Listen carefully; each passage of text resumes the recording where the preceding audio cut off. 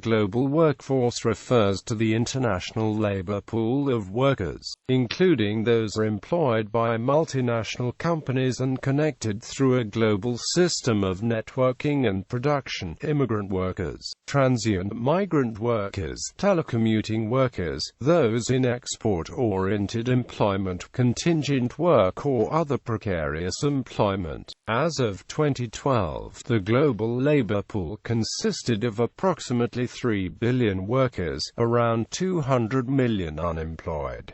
Structure of global labor. New international division of labor. The global workforce, or international labor pool, reflects a new international division of labor that has been emerging since the late 1970s in the wake of other forces of globalization. The global economic factors driving the rise of multinational corporations, namely, cross-border movement of goods, services, technology and capital, are changing ways of thinking about labor and the structure of today's workforce, with roots in the social processes surrounding the shift to standardization and industrialization. Post-industrial society in the Western world has been accompanied by industrialization in other parts of the world, particularly in Asia. As industrialization takes hold worldwide and more cultures move away from traditional practices in respect to work and labor, the ways in which employers think about and utilize labor are changing. Labor supply. The global supply of labor almost doubled in absolute numbers between the 1980s and early 2000s,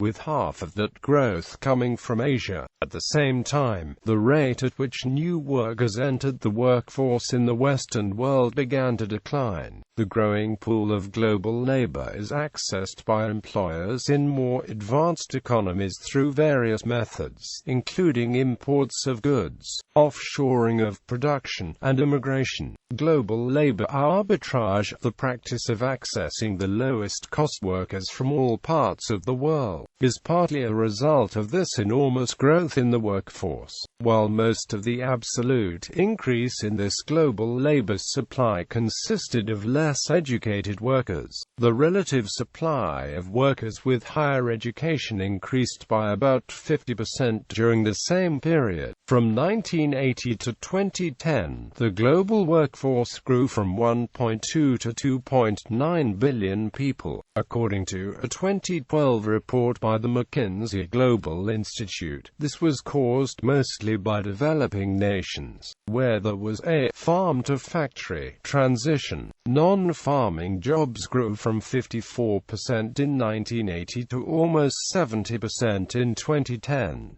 This industrialization took an estimated 620 million people out of poverty and contributed to the economic development of China, India and others. The institute estimates that increased exports in developing countries contribute to 1/5 of non-farm jobs in those nations, and that immigrants from developing countries contributed to 40% of the workforce in advanced ones. By 2008, foreign-born workers accounted for 17% of all STEM positions in the United States. Employment and unemployment. Employment is growing fastest in emerging and developing economies. Over the past 5 years, the incidence of long-term unemployment has increased 60% in the advanced and developing economies for which data exist. Global unemployment is expected to approach 208 million in 2015, compared with slightly over 200 million in 2012. From January 2012 to January 2013, Italy experienced the largest increase in its unemployment rate, followed by the Netherlands and France. Over that same period, Canada experienced the largest decrease in its unemployment rate, followed by the United States.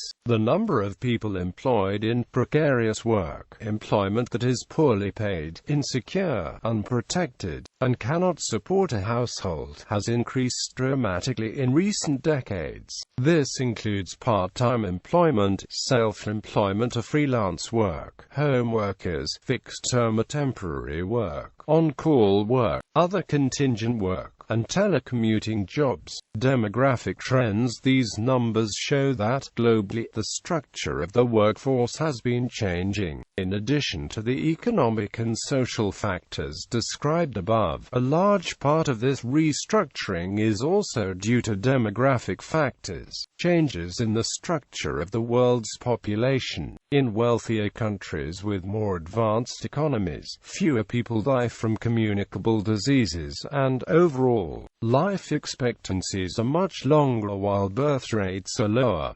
In these areas, the overall median age is rising. The youngest populations, primarily those in Southeast Asia and Africa, are those in which overall life expectancies are lower. Many children and some adults still die from communicable diseases, but the birth rate is also high. Global worker mobility. The movement of individuals across national, regional, cultural, or linguistic boundaries has been referred to as global mobility. Quote, "This global workforce mobility impacts an employer's ability to provide goods or services to users and consumers." Management theory attempts to address these movements of globally mobile individuals ranging from business expatriates to more recently identified groups such as self-initiated expatriates, international business travelers, international commuters, and flexpatriates. Movement of people across national borders is becoming increasingly common. Traditionally, this has been described in terms of push and pull forces that drive migrant workers and immigrant laborers toward more developed countries. However, not all labor mobility is outward movement toward more advanced economies.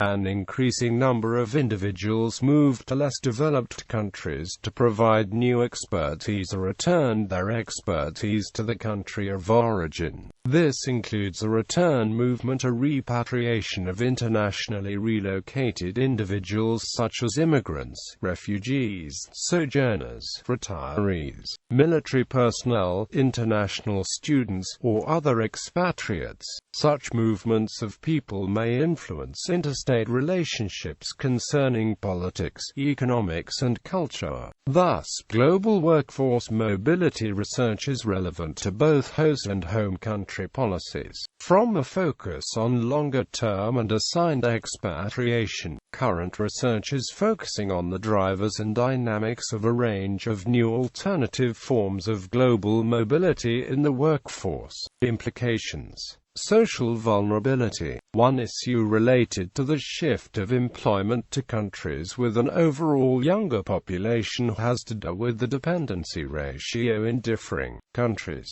The dependency ratio is an age-population ratio of those typically not in the labor force and those typically in the labor force. A high dependency ratio can cause serious problems for a country if a large proportion of a government's expenditure is on health, social security and education, which are most used by the youngest and the oldest in a population. The fewer people of working age, the fewer the people who can support schools, retirement pensions, disability pensions and other assistances to the youngest and oldest members of a population, often considered the most vulnerable members of society.